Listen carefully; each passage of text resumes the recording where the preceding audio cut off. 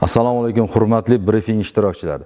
Yangiyer shahar yoshlar ishlari bo'limi tomonidan 2025-yil 1-chorakda amalga oshirilgan ishlar yuzasidan qisqacha ma'lumot.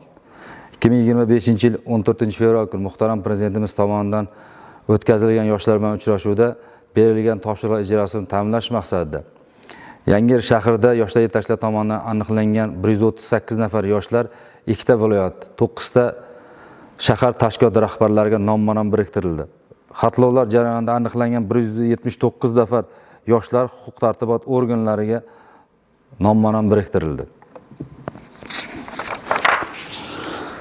Yil boshida yoshlar daftariga 116 nafar yoshlar kiritilib, shundan 100 nafariga amaliy yordamlar ko'rsatildi. Bular yoshlarga subsidiyalar ajratish, to'lov kontrakt summalarini to'lab berishda amaliy yordam ko'rsatish, yoshlarni safarbarlik chaqiruv rezervi xizmati uchun to'lovlarni qoplab berish yo'nalishlari hamda yoshlarni ilm-fan, sport, san'at va madaniyat yo'nalishlarida o'quv kurslari xarajatlarini qoplab berildi.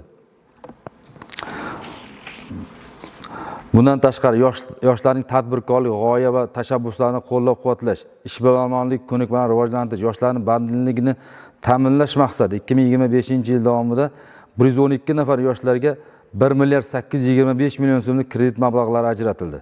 Bundan tashqari O'zbekiston Respublikasi Prezidentining yoshlar tadbirkorlikni rivojlantirish va bandligini ta'minlashga doir qo'shimcha chora-tadbirlar to'g'risidagi 2025-yil 18-fevraldagi 62 sonli Prezident qarori asosida Yangiyer shahrida 2 nafar yoshlarga kreditlar ajratildi va bu yoshlarimiz hozirgi kunda tadbirkorlikni yo'nalishida xizmat faoliyatini boshladi. Iqtidorli yoshlarni qo'llab-quvvatlash hamda xorijiy til va zamonaviy kasblarga o'qish yo'nalishida 2025-yil davomida shu kungacha hozirgi kunda 70 nafar yoshlar xorij tillarga o'qitib kelinmoqda.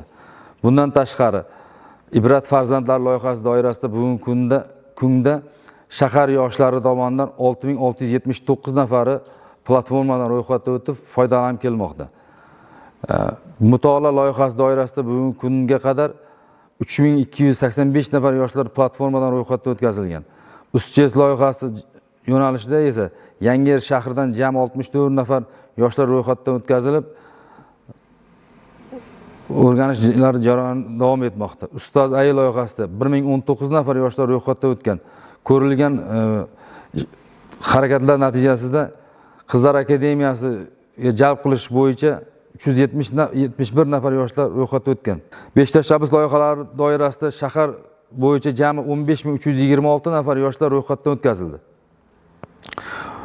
O'tkazilgan musobaqalardan viloyat bosqichida faxrli birinchi o'rinni egallagan 6 nafar yoshimiz respublika bosqichiga yo'llanma oldi. Bundan tashqari 22-26 yosh toifasida voleybol bo'yicha o'g'il bolalar o'rtasida o'tkazilgan viloyat bosqichida faxrli birinchi o'rinni olib, respublikaga yo'llanmani qo'lga kiritdilar. Yangiyer shahar yoshlar ishlari bo'limi tomonidan amalga oshirilgan ishlar yuzasidan qisqacha ma'lumotim shu.